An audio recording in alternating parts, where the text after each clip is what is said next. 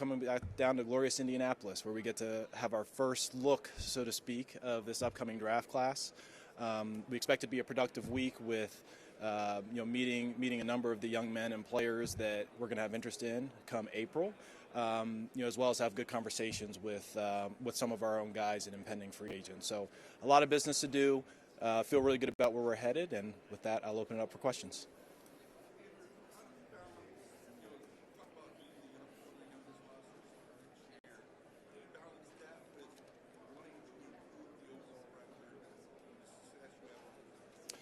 Chris, I think one of the biggest misconceptions is that youth equals, lack of performance. I think 2 of the 3 youngest teams this past year were Philadelphia and Green Bay.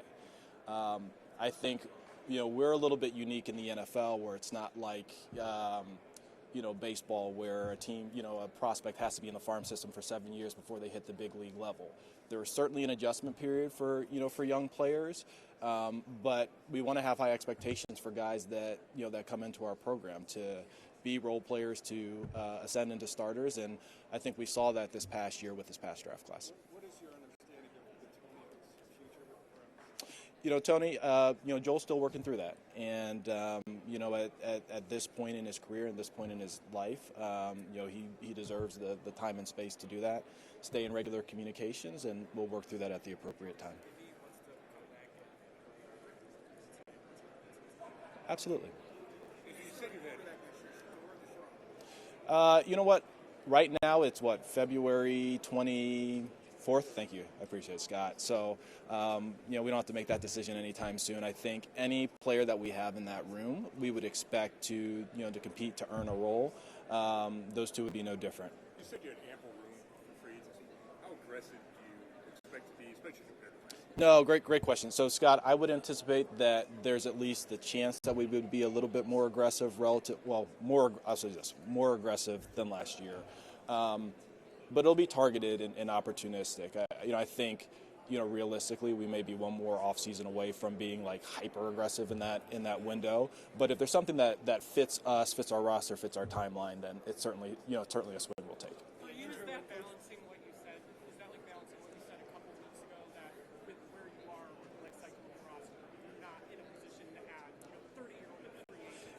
Yeah, it is, Ashley, because I think, we're still, building out this new core. I think also, roster spots, they're commodities. And I think one of the things that we want to continue to lean into that we did last year is having roster spots open for young players to contribute and grow and play, as opposed to necessarily maybe blocking them for, a short-term solution, based on where our team is currently. Coach Mullen talked about fitting his scheme to talent with an offensive line in flux. How does that affect you in the front office? You have power players, movement players, those kind of things. How does that work for you? Well, I think you could look, you could look no further than Baltimore. Like if you go, from, left to right on their O-line, you had Ronnie Stanley. Obviously, he had been one of the better left tackles in the game. At left guard, you had a combination between Andrew Voorhees, who was more of a strength-related player, and Emory Jones, who was a rookie. Tyler Lindenbaum, who was an athletic-style center. Daniel Falele, who was, like human orca big, really big power player, that type of thing. And then Roger Rosengarten, who was, more of your athletic-style player. So, I don't think that there's necessarily just a universal commonality, but they have to have enough of everything to be scheme versatile.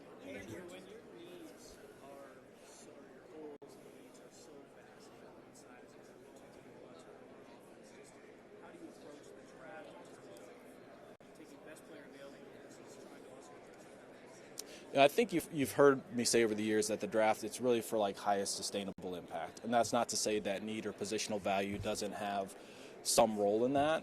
But at the same time, it's not like you're just going to match your picks to the best of whatever. I mean, I think about a year ago at this time, I wouldn't have guessed that the draft would have played out positionally the way that it did in 2025. And you have to be flexible, you have to be adaptable in terms of where the player pool and where the talent pool is.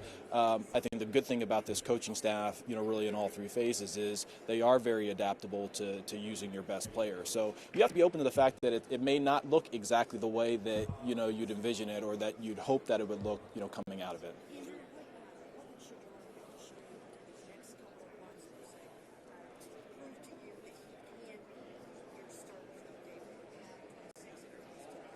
Yeah, I'd say this, Mary Kay. So I think number one, probably a better question for Todd, tomorrow when he hits the podium. I think the biggest thing that we want to see from SHEDEUR is just continued growth. I think he grew a lot from start 1 to start 7. I think certainly playing more efficiency, playing more efficiently, not putting the ball in harm's way as much would be important. While maintaining the ability to produce out of structure and generate explosive plays. You're not going to see all of that in the upcoming months because we're not on the field. So the biggest thing that he can do is learn the new offense. Get in with the coaching staff once our offseason program starts.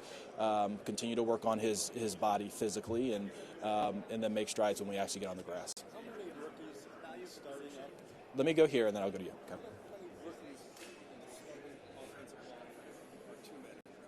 I don't think there's a fixed number there. If they're the right ones.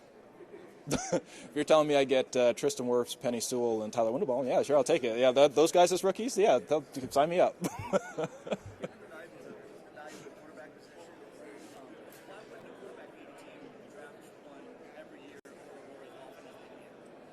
I don't see a problem with that.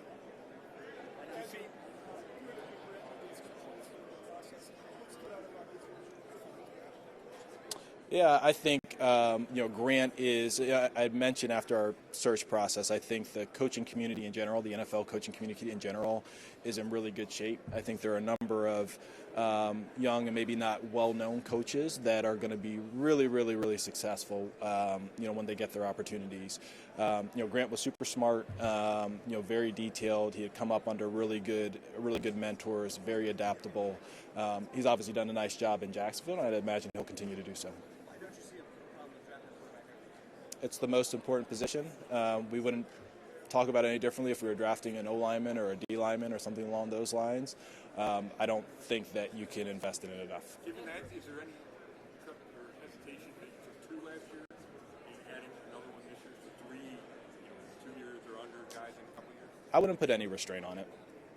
How is DeJuan Jones progressing from his injury, and do you expect him to be a big factor while you rebuild this offensive line? Yeah, he's progressing well. He's been in there every day. He's done a really nice job, with his rehab. He's right on track, and I would expect him to factor in. What about Whippler? Oh, ditto there. Yeah. Did he have surgery? Tony, I don't want to misspeak on that. I can't remember at this current moment, but he'll be ready to go. All right, let me go Ashley, then I'll go Jory, Okay. David and Joe posted a goodbye on Instagram. I guess what do you think about the future of those tight ends and with Harold in his rookie year? How much does that affect some of the guys' future decisions for that position? It would be disingenuous to say it doesn't factor in. We're very pleased with Harold, and we do view him as the future of that position. What he did as a rookie player, as a 21-year-old was incredible.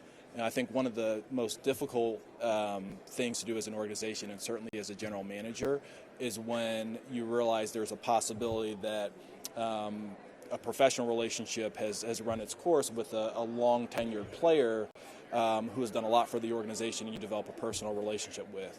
If David's not back, he'll be a Brown for life, and I'm sure that whenever he does hang him up, he'll be a dog pound captain at the beginning of the games, and I'm sure he'll smash the guitar with the shirt off. So we're excited to bring him back.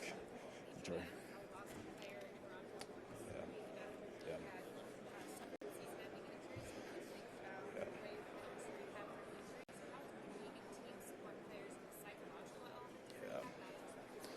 Jory, that's a fantastic question. I'm actually really glad you asked it.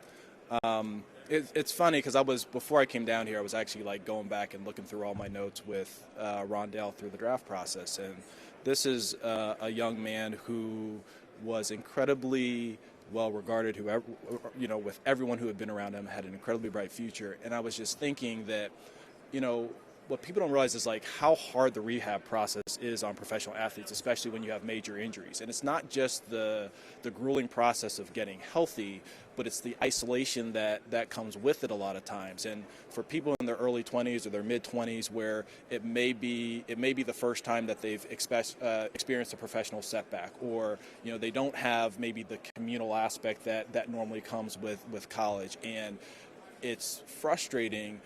I do think that as a league that we can do a better job, resourcing clubs to make sure that we have that touch point. It's something that we're really proactive with and we're really sensitive to.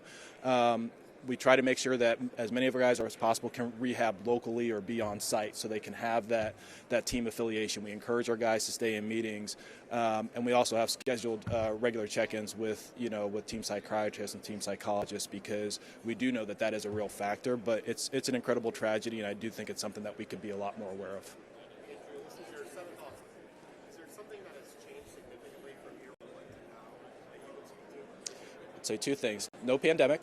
But probably the bigger thing is just growing in patience. And my wife, my kids, my staff, Monk would probably tell you that will definitely tell you I'm not a patient person. But I think I'm growing with that with each year of experience. Let me go here and then I'll come back to you, Tony. Okay.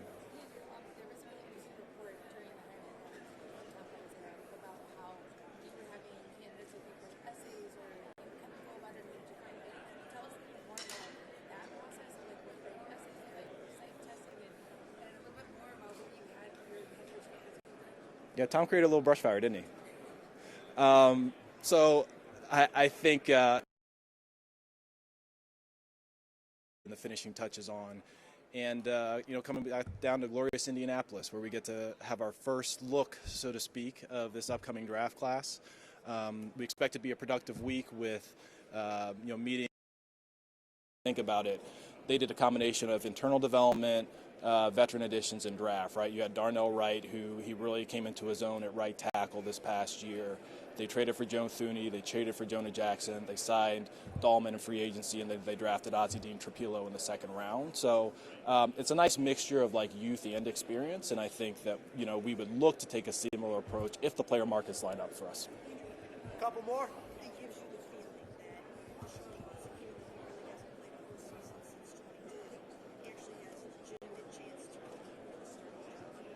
I think any player on our roster we would want to compete. We believe in competition at every spot. That's no different than quarterback. Deshaun's been working really hard. He's been working his tail off, and like I said, we're excited to get going in April with all of our players across the roster because competition is something that we really believe in. I didn't hear what you said after slot wide receiver position. I think it's simple. Hey, get open, catch the ball, make plays with the ball in your hands. Don't really necessarily care how a guy does it, but look, we all want receivers who can get open, catch it, and create after they have in their hands. Good. All right. Thank you. Thank you.